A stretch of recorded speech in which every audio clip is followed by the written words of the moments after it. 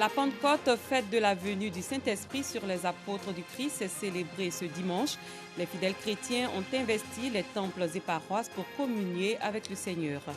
Les dossiers de la 2 seront consacrés ce soir à la dengue, aussi appelée grippe tropicale, une maladie virale transmise à l'homme par des moustiques du genre Aedes. Elle a refait surface en Côte d'Ivoire, affectant 130 personnes et causant la mort de 2 autres. Comment se présente la riposte face à cette pathologie? Nous aurons des réponses dans cette édition. Bonsoir, merci de suivre le 19h. Ce dimanche 9 juin, la communauté chrétienne célèbre la Pentecôte. Cette fête commémore l'effusion du Saint-Esprit, le 50e jour à partir de Pâques, sur un groupe de disciples de Jésus de Nazareth. Ici en Côte d'Ivoire, les fidèles se sont rendus dans les temples et paroisses pour magnifier l'Esprit de Dieu. Nos reporters Noussangaré et Dangui Dangui ont sillonné le district d'Abidjan pour s'imprégner de l'ambiance qui y a régné. Fête chrétienne, la Pentecôte marque la descente de l'Esprit Saint sur les disciples du Christ et de sa mère Marie. Elle est le couronnement de la fête de Pâques. Ce jour J de la Pentecôte est la réalisation de la promesse qui a été faite à l'Église, aux apôtres, le jour de l'Ascension. Je m'en vais, mais je reviens vers vous. D'ici là, je vous promets mon esprit. Alors vous serez mes témoins d'ici, depuis Jérusalem jusqu'aux extrémités de ce monde. Les fidèles chrétiens ont investi les différents temples religieux pour communier avec Dieu. Nous accueillons cette fête de la Pentecôte dans la joie, dans l'allégresse, mais surtout dans l'engagement que nous voulons avoir à la suite de notre Seigneur Jésus-Christ. De la paroisse Sainte-Monique d'Abobo, Plateau de Cuy, en passant par la paroisse Sainte-Marie d'Agoueto, la Pentecôte a été célébrée dans la ferveur et le recueillement. Paix, amour et vivre ensemble au cœur des différentes homélies. Si nos cœurs sont disposés à aimer, à servir Dieu, si nos cœurs sont disposés à craindre le Seigneur, nous chercherons le bien de nos frères et de nos sœurs, chacun à son niveau. Cette célébration marque également la naissance de l'Église. En effet, selon les Écritures saintes, c'est à partir de la Pentecôte que commence la mission des disciples de Jésus. Le Christ étant monté, ne vivant plus physiquement, sensiblement, il transfère son pouvoir, son autorité à travers son Esprit Saint à cette Église qui est désormais son sacrement, qui est désormais ses yeux, ses mains, ses pieds pour annoncer qu'il vit encore par son Esprit au cœur de ce monde. Jour de prière et de partage, la Pentecôte tire son origine de la fête juive du Savour, l'une des 3 fêtes de pèlerinage du judaïsme. Le ministère de la Plénitude en Christ célèbre ses 10 ans d'existence. Pendant 5 jours, chants, danses et actions de grâce étaient au centre des festivités marquant cet anniversaire. À cette occasion, cette Boateng, leader de la dite communauté, a été élevée au rang de prophète major. Pagaso Rokoni. 5 jours pour dire merci à Dieu pour tous les bienfaits dont les fidèles du ministère de la Plénitude en Christ ont bénéficié. Chants, danse et action de grâce étaient au cœur de la célébration. Le clou de cette cérémonie, Seth Boateng, leader de la dite communauté, était élevé au rang du prophète major après une décennie dans le ministère. Grâce à Dieu, aujourd'hui, ministère de la Plénitude en Christ, on a eu 10 ans. À travers ce ministère et prophète Seth Boateng, Dieu a beaucoup fait. C'est pourquoi aujourd'hui, tu vois cela. Tout conseil, il veut donner à ceux qui sont en train de nous regarder. Vous n'avez qu'à croire en Dieu pour que vous soyez en famille et puis vous croyez en les prophètes pour que vous soyez prospères. Il ne faut pas que tu vas penser que quelqu'un fait une mauvaise chose.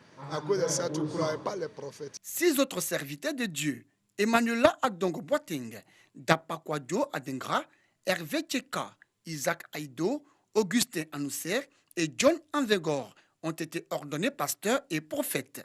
Moi, je dors au dehors, moi, je mange dans la poubelle. Aujourd'hui, il va me choisir comme son prophétesse. Je dis merci à Dieu. La vocation que j'ai reçue de notre Sauveur Jésus-Christ, j'irai loin avec surtout le soutien de mes parents, le Père spirituel et l'Église aussi entière est notre soutien. C'est une bénédiction de connaître Dieu. C'est une bénédiction de connaître Jésus-Christ de Nazareth.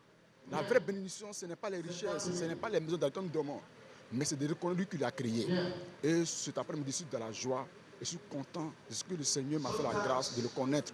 Venu représenter le premier magistrat de la commune de Cocody, parrain de cet événement, Diat Bahi a conseillé la vigilance aux hommes de Dieu. Je veux dire que j'ai été touchée par le jet d'humilité que j'ai vu tout à l'heure. Ça a été vraiment très touchant pour moi et aussi édifiant. Où le berger principal a essayé de faire pareil comme le Christ en lavant les pieds de ses disciples. Vraiment, c'est quelque chose que nous ne voyons pas comme ça dans ces églises. Les prestations de chantres ont mis fin aux festivités de 10 ans du ministère de la plénitude en Christ. Dans un autre registre, l'Association des étudiants en finance, comptabilité et gestion des entreprises de Côte d'Ivoire a tenu hier la 7e édition du Salon international des étudiants et cadres comptables.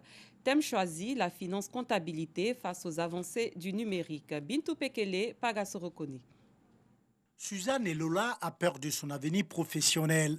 À l'origine de la peur de cette étudiante, l'invasion du numérique dans tous les domaines de la finance et comptabilité, sa filière. Nous voyons des personnes qui n'ont même pas fait la formation de comptable, mais qui arrivent à travailler en tant que comptable. Tout cela est dû au logiciel comptable. Et nous, étant donné que nous sommes des personnes qui avons fait la formation, nous avons vraiment peur. Le numérique est de plus en plus omniprésent dans toutes les branches de la finance et comptabilité, certes, mais Suzanne et les autres étudiants de cette filière n'ont aucune raison d'avoir peur, assurent les experts et les professionnels de ce domaine. Qu'ils ne soient pas effrayés par les nouvelles technologies, tout au contraire, qu'ils s'en imprègnent et qu'ils l'utilisent dans leur corps de métier. Avant, la comptabilité se tenait dans des grands livres. Mais vous allez rencontrer aujourd'hui dans les entreprises que tout est informatisé. Et ceux qui n'ont pas connu dans leur formation l'outil informatique ont eu quand même des difficultés. Est-ce qu'on va attendre que la comptabilité puisse encore se faire de manière manuelle? Non. Transformer les défis de l'apparition du numérique en finance et comptabilité en opportunité pour les étudiants de cette filière.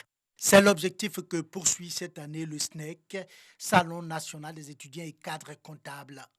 Le digital est vraiment en train de dominer notre domaine, notre filière.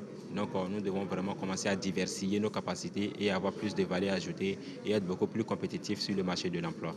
C'est vrai que c'est un problème, mais il faut saisir l'opportunité. Donc du coup, j'exhorte mes jeunes frères à l'excellence et également à la formation complémentaire. L'édition 2019 du Salon national des étudiants et cadres comptables a enregistré la présence d'autres pays de la sous-région venus s'imprégner du modèle ivoirien. Des prix ont été décernés aux meilleurs élèves et étudiants de la filière finance et comptabilité de l'année scolaire 2018-2019. Sous d'autres cieux au Soudan, après le massacre du Sit-in, il y a quasiment une semaine, la coalition civile organise ce dimanche une campagne nationale de désobéissance civile.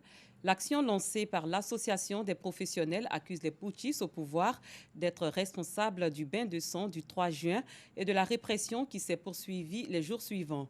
Pour protester, les leaders ont appelé à la grève et à la reprise des barricades, entraînant des incidents avec les forces de l'ordre qui ont fait au moins 4 morts, selon le comité des médecins. Place au dossier de la 2.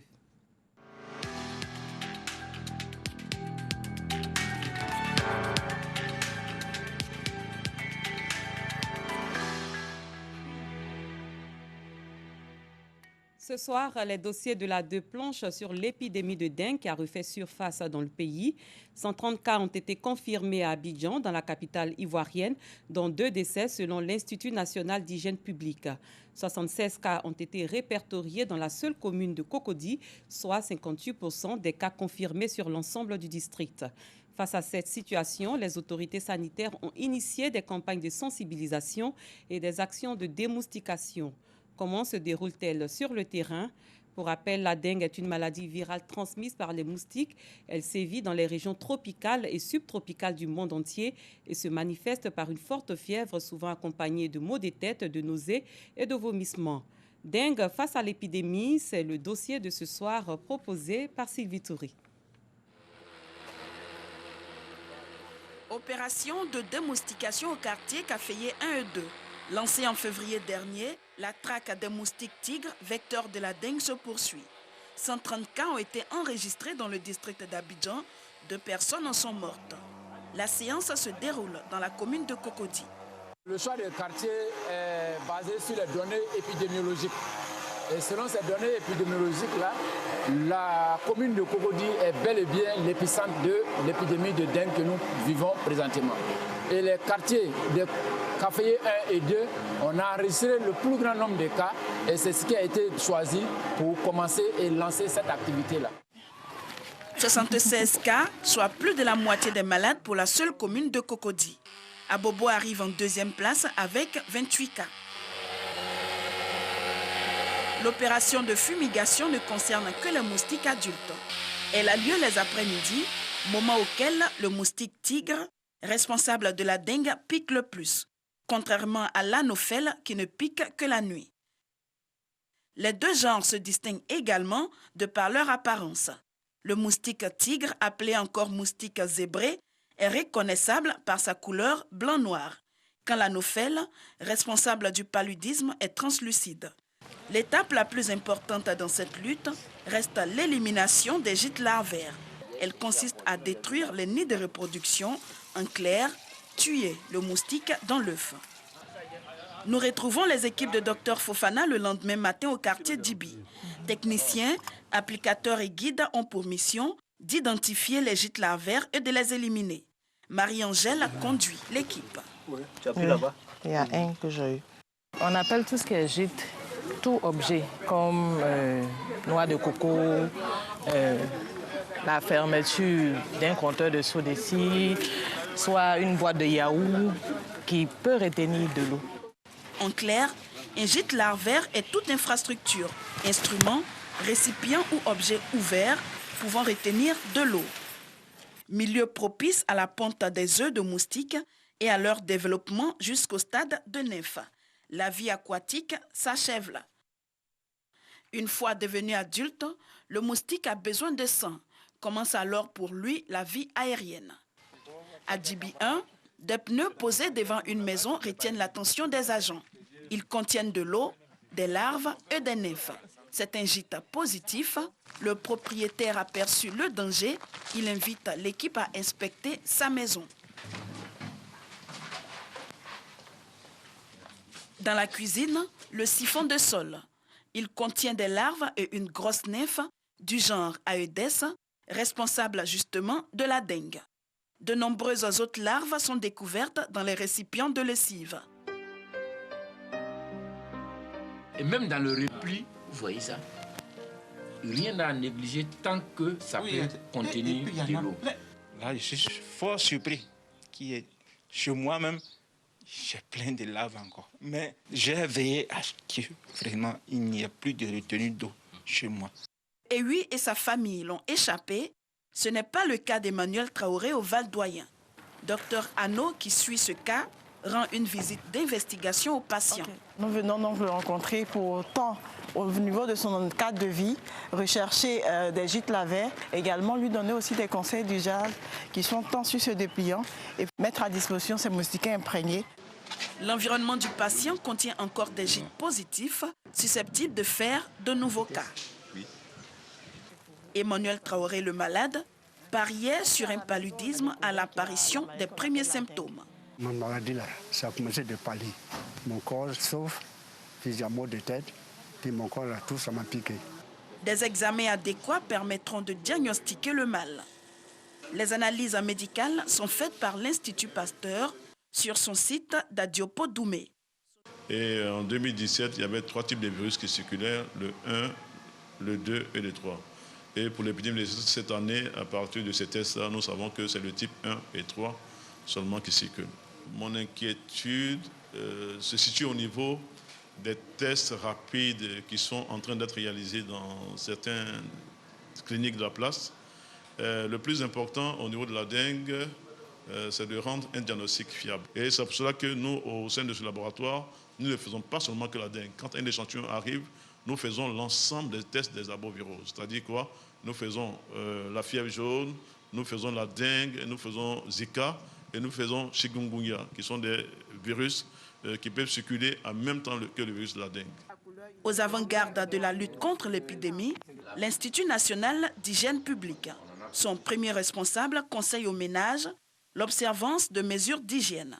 Que ce soit les jouets abandonnés pour lesquels, dans nos cours, il y a de l'eau, dans laquelle il y a de l'eau, ou bien que ce soit les pneus. Et les pneus sont vraiment de gros gîtes larvaires. Il y a les bananiers. Vous voyez, les plantations de bananiers, c'est des plantes à feuilles engainantes qui recueillent un peu d'eau au niveau des branches.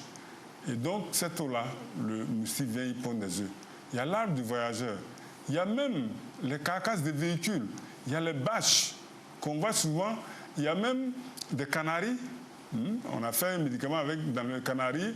On a laissé de l'eau dedans, on a oublié. Les moustiques vont venir pondre leurs œufs dedans. Donc, le premier geste à faire, c'est d'éliminer ces gîtes larvaires. Les populations sont également appelées à ouvrir leurs portes aux équipes sur le terrain. Seule la collaboration peut assurer la victoire dans cette guerre contre la dengue. Dengue face à l'épidémie, la riposte, c'était le dossier de la 2 proposé ce soir par Sylvie Touré. Fin de cette édition, merci de votre attention, très bonne soirée et surtout très bonne célébration de la Pentecôte à tous les chrétiens.